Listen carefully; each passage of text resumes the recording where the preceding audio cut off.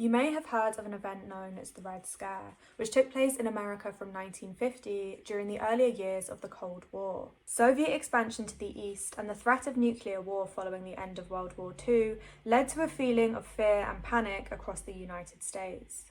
During this period, there were widespread concerns about the apparent threat of communists hiding in plain sight across the US. Though being a communist was not illegal, this political identity became associated with geopolitical threat.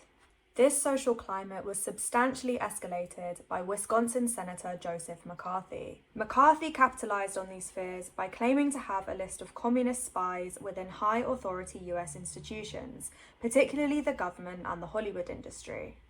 These unfounded accusations resulted in a modern-day witch hunt which saw the widespread persecution and political repression of hundreds of individuals deemed to be politically subversive.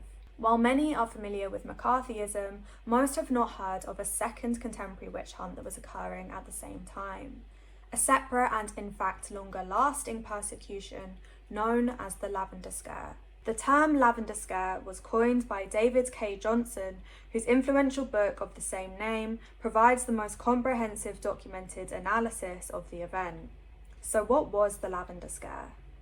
The Lavender Scare saw the systematic targeting of gay and lesbian people working within US government. It resulted in the mass interrogation and dismissal of thousands of gay and lesbian government employees on the basis of their sexuality. It had an extreme lasting impact on local communities and led to the development of harmful government policies that would continue to be weaponized against LGBT people until only very recently. Due to a combination of prejudice and a lack of contemporary understanding of 1950s political and media rhetoric, the Lavender Scare still has not received the attention that it deserves, despite having had a devastating impact on the lives of many individuals. Placing these events in the context of the witch hunt formula, fear plus trigger equals scapegoat, it's important to first understand some of the underlying fears, concerns, and stigmas that underpinned this event. Existing accounts of moral panic in the 1950s tend to centre fairly exclusively on the Red Scare and the targeting of communists.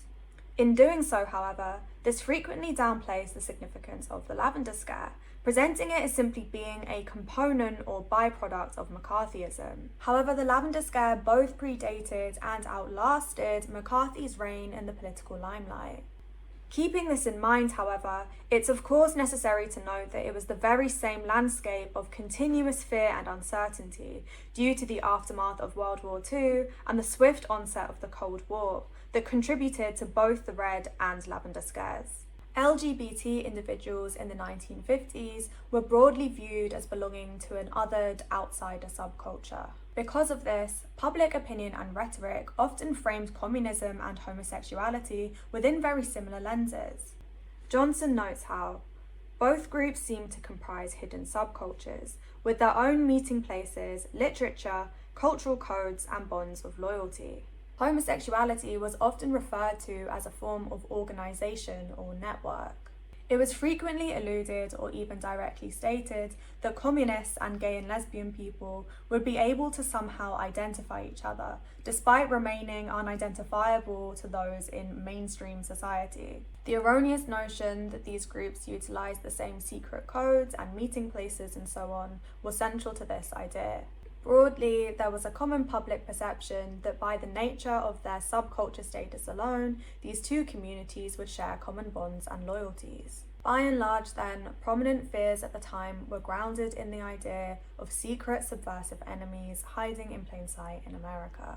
As gay and lesbian people were seen as living hidden, secretive lives, the prejudices against them became inextricably linked with existing fears of hidden political enemies infiltrating America.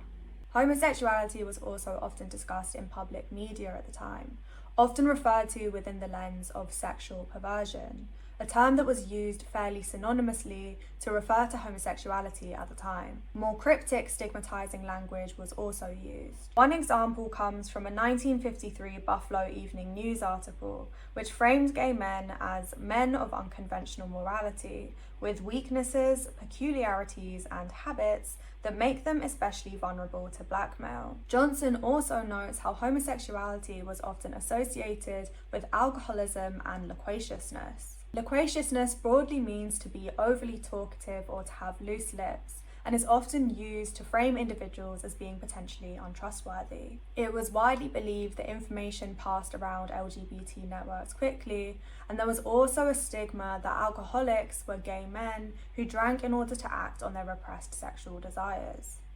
What we can take away from this information is that at the outset of the scare, homosexuality was already often equated with immoral behaviour in the public eye, which was then heightened due to the general culture of fear and mistrust in the 1950s. These ideas were then brought together, and homosexuality came to be depicted as a greater form of national threat through the rhetoric of the Lavender Scare. Though the Red Scare began in the late 1930s, panic spiked in the United States following a February 1950 speech by Senator Joseph McCarthy. In this speech, McCarthy claimed to have a list of hundreds of communists working within the State Department. Though this speech famously triggered an escalation of panic, political officials had already expressed similar concerns about the apparent problem of homosexuality within the government since 1947. The very onset of the Cold War. The State Department had also already begun its internal campaigns against gay and lesbian employees, even if they had not yet reached mass press coverage. It had undergone internal security checks, which had involved documenting the information of 31 gay and lesbian employees in 1947, 28 in 1948, and a further 31 in 1949. However, it was with the rise of the Red Scare and its publicisation of the idea of subversives within the government that caused the Lavender Scare to transcend into a full-blown moral panic and witch hunt. While only 2 of McCarthy's initial charges were specified to be gay, he drew specific attention to their sexuality within his accounts. This set in motion the idea that homosexuality was some form of larger social or political issue, a lavender threat. To really pinpoint the specific event that triggered the Lavender Scare, however, it came in the form of a second speech, made in the very same month as McCarthy's, but by Deputy Undersecretary John Purifoy. In this speech, Purifoy denied that any actual communists were employed within the government, but instead noted that a number of security risks had been dismissed on the basis of there being a risk of them associating with communists. These dismissals, he noted, included 91 gay and lesbian people. Within weeks, the chairman of the Republican National Committee, Guy Gabrielson, had declared to the party workers that the sexual perverts who have infiltrated our government in recent years were likely to be just as dangerous as actual communists. Following Purifoy's speech, previous media attention alluding to the issue of homosexuality saw a significant surge over the spring of 1950, and the topic continued to be frequently discussed within both the Senate and the House. The witch hunt against gay and lesbian people was met with a shocking amount of public support due to this framing. What ensued was mounting attention, panic, and pressure from the public, Congress, and the media, demanding investigations into gay and lesbian people employed within government. Communists and queers began to be frequently mentioned together in both popular media reporting and Republican political rhetoric. Johnson writes, "When not referred to directly as homosexuals or sex perverts, such persons were often called moral weaklings, sexual misfits, moral risks, misfits, undesirables, or persons with unusual morals. But the most slippery and euphemistic term of all was security risk." Understanding how this term security risk was used as a coded term for homosexuality is crucial in understanding how this idea of a lavender threat was continuously escalated through popular and political media rhetoric. Government officials outlined a distinction between these security risks and the loyalty risks that had been outlined in McCarthyism. They claimed that loyalty regarded intentional intent or desire to betray, while security addressed individuals who engaged in behaviours that could make them susceptible to revealing confidential government information. You can see just how tenuous this idea was and how easily it could be manipulated in order to unfairly persecute individuals and communities, which is of course exactly what happened. And this was not exactly a closed secret either. When asked, the government would directly state that examples of these security risk behaviours were alcoholism and loquaciousness. However, as already discussed, these were terms that were already commonly used to stigmatise LGBT people at the time. It is also very important to note that not a single person was dismissed on the grounds of alcoholism, compared to the thousands who were dismissed on the basis of their sexuality. A 1951 New York Times article even openly stated how government officials were using this term security risk as a means to try to conceal the extent to which their security approach was essentially single-handedly targeting gay and lesbian people. These ongoing government investigations became highly publicised. In Johnson's words, the scare had escalated from its origins as a partisan political weapon in the halls of Congress to sparking a moral panic within mainstream American culture, which in turn became the basis for a federal government policy that lasted nearly 25 years and affected innumerable people's lives. In 1953, the systematic removal of gay and lesbian employees became implemented as government policy. Over the course of the 1950s, thousands of individuals were called into these harsh interrogations and forced to leave their jobs. Co-workers, friends, relatives, neighbours, and any acquaintances of individuals were also encouraged to reveal any potentially damning evidence of apparent homosexual behaviours. FBI investigations drew on information such as how individuals dressed, where they socialised, who they associated with, and how unconventional their general character appeared to be. But the landscape of fear that led to the development of the Lavender Scare was nothing compared to the fears that it left for those scapegoated, living in fear of being outed and targeted by these discriminating policies. Numerous individuals have since recounted their experiences at the time, how it affected not only their ability to work, but also to feel safe engaging in any form of socialisation in their private lives. Due to this, it also makes sense to consider the scapegoating effects of the Lavender Scare beyond the specific victims of these government investigations and dismissals. The culture of prejudice exacerbated by the scare had a devastating impact on LGBT communities across Washington at large, an impact that lasted for decades. Quoted in the Lavender Scare, Madeleine Tress, herself a victim of the scare's government purges, recounts how it permeated the community with mistrust, as you never knew who would inform on you. Underneath it all, there was a subdued hysteria. You lived not knowing what would happen next. You'd be socialising with somebody, then they disappeared. They'd got kicked out and left town. I can't describe that kind of fear.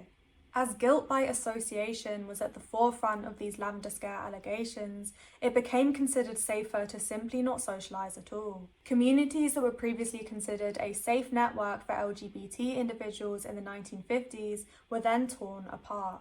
The impact of the scare therefore went far beyond simply the removal of government employees, creating a culture of immense prejudice and fear that affected countless LGBT people across America. Newspaper coverage of the Lavender Scare purges began to greatly reduce following the mass media panic that had occurred in 1950, as the interrogation of gay and lesbian employees began to be seen as essentially routine. It was largely due to this that it took until 1957 for individuals to begin speaking out publicly about their experiences. This gradual process of publicly expressing anger toward the extreme levels of injustice being faced by the LGBT community at the time eventually led to community organisation and sparked some of the initial foundations of the gay rights movement.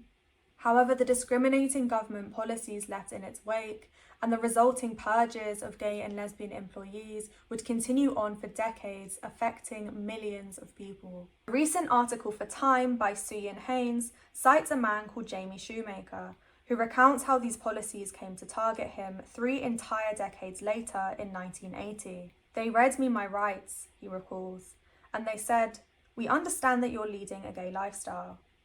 It was made clear to Shoemaker that he couldn't keep his top security clearance, and he was taken to a nearby facility where he was separated from his fellow employees. For the next 4 months, Shoemaker didn't work while his bosses came to a decision.